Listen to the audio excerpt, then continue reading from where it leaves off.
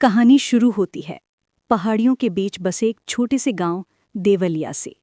वो गांव जो अपनी हरियाली, साफ हवा और भोले लोगों के लिए जाना जाता था, जहां जिंदगी सादगी से चलती थी, जब तक कि वो नहीं आई थी। वो जिसका नाम था प्रीति। लंबे खुले बाल, गेहुआ रंग, आंखों में अजीब सी नमी, जैसे किसी ने उनमें कोई राज कैद कर रखा हो। गांव में जब पहली बार उसने कदम रखा तो हर नज़र बस उसी पर ठहर गई थी।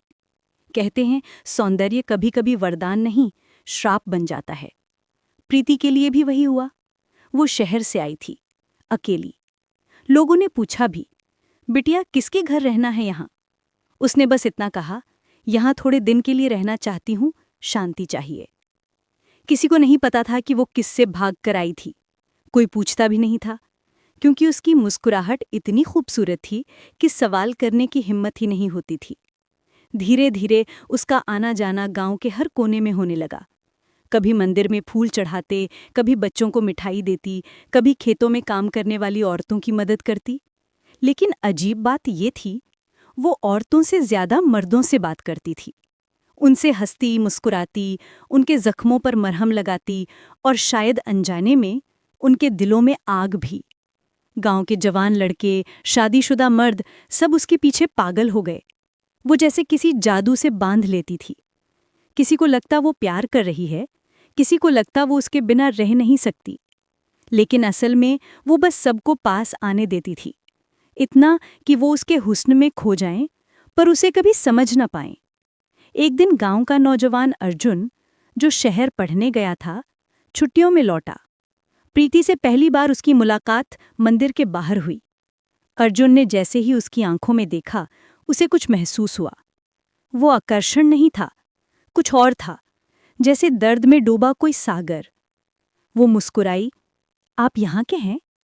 अर्जुन ने सिर हिलाया, हाँ, बचपन यहीं बीता। अच्छा, फिर तो आप इस गांव की मिट्टी को जानते होंगे। यहाँ लोग कितने सच्चे हैं। उसकी आवाज में एक ऐसी कड़वाहट थी जो मिठास बन के बाहर आई। कुछ ही दिनों में दोनों की मुलाकातें बढ़ने लगीं। प्रीति उसके साथ खेतों तक जाती, कभी नदी किनारे बैठकर घंटों बातें करती।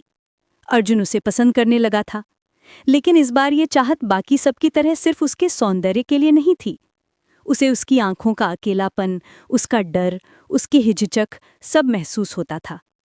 एक दिन अर्जुन ने पूछा, प्रीति, तुम यहाँ अकेली क्यों रहती हो? तुम्हारा परिवार? वो चुप रही। कुछ देर बाद बोली, कभी कभी इंसान को खुद से दूर रहना पड़ता है, ताकि दूसरों को अपने दुख का असर न हो। उसने हल्की मुस्कान दी, पर उस मुस्कान के पीछे गहरा अंधेरा था। गांव में अफवाहें चलने लगीं। किसी ने कहा वो औरत अच्छी नहीं है, किसी ने कहा वो मर्दों को बहकाती है। और वाकई गांव के कई मर्द उससे जुड़ने लगे। कोई उसका दीवाना बन गया, कोई उसके पास रातों में जाने लगा। लेकिन धीरे धीरे कुछ अजीब होने लगा। गांव के मर्द बीमार पड़ने लगे। पहले खांसी, फिर कमजोरी, फिर डॉक्टर ने कहा ये तो एड्स है। पूरा गांव सन्न हो गया। ऐसी बीमारी गांव में पहले कभी नहीं सुनी गई थी। लोग डर गए, एक दूसरे पर शक करने लगे। किसी ने धीरे से कहा, ये सब उस औरत की वजह से हुआ है। और देखते देखते प्रीति गांव की दुश्मन बन गई।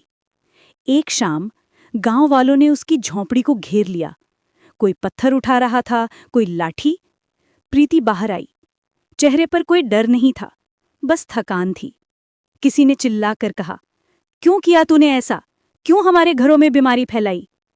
प्रीति कुछ देर खामोश रही, फिर बोली, तुम सोचते हो मैंने तुम्हें बीमार किया, लेकिन असल में मैं खुद बीमार थी। भीड़ में सन्नाटा फैल गया। वो धीरे से बोली, मैं शहर में रहती थी, शादीशुदा थी। मेरा पति एक डॉक्टर था। वो दूसरों की जिंदगी बचाता था, लेकिन मेरे साथ कभी नहीं रहा। एक दिन पता चला वो किसी और के साथ था, और वही बीमारी मेरे अंदर आई। उसकी आवाज़ कांपने लगी। मैंने उसे छोड़ दिया, लेकिन जब डॉक्टर ने कहा कि मैं ज़्यादा दिन नहीं जीऊंगी, तो मैं सोचने लगी कि क्यों ना अपने बचे दिनों में कुछ महसूस कर लूं, कुछ प्यार पा लूं। मुझे लगा शायद अगर मैं किसी को प्यार करूं तो मेरा दर्द कम होगा। मुझे नहीं पता था कि मैं दूसरों को भी वही दर्द दे रही थी जो मुझे मिला था। गांव वाले कुछ बोल ना पाए। प्रीति ने आगे कहा, मेरी गलती थी, पर मैंने किसी से नफरत में नहीं किया, मैंने सिर्फ प्यार चाहा था। अर्जुन आगे बढ़ा, उसने लोगों को पीछे हटने को कहा। वो बोला, जिसने जिंदगी में सिर्फ धोखा पाया, उसने अगर प्यार की तलाश की तो क्या वो गुनाह है? प्रीति उसकी तरफ देखती रही। उसकी आंखों में पहली बार सुकून था। वो बोली, तुम अलग हो अर्जुन। तुम्हें देखकर लगता है कि इंसानियत अभी मरी नहीं है। अर्जुन ने कहा, अगर इंसानियत बची रहे तो माफी भी हो सकती है। कुछ हफ्तों बाद प्रीति की तबीयत बिगड़ने लगी। वो बहुत कमजोर हो गई थी। अर्जुन रोज उसके पास बैठता, किताबें पढ़कर सुनाता, उसे हंसाने की कोशिश करता। प्रीति अक्सर कहती, काश मैं तुमसे पहले मिलती तो शायद मेरी जिंदगी कुछ और होती। एक दिन जब सूरज डूब रहा था तो प्रीति ने धीरे से कहा, अर्जुन, अगर कभी लोग मेरे बारे में पूछें तो बस इतना कहना कि वो बुरी नहीं थी, बस अकेली थी। और फिर उसने आंखें बंद कर ली। प्रीति चली गई, लेकिन उसकी कहानी वहीं नहीं खत्म हुई।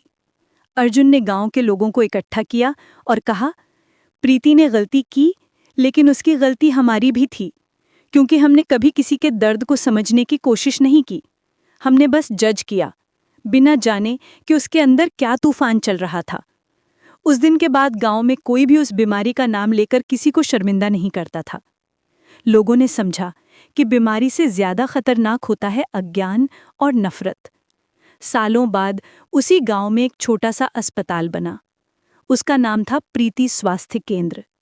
उसके बाहर एक पत्थर पर लिखा था, जिसने दूसरों को दर्द दिया वो खुद दर्द बन गई, लेकिन उसके दर्द ने हमें इंसानियत सिखाई।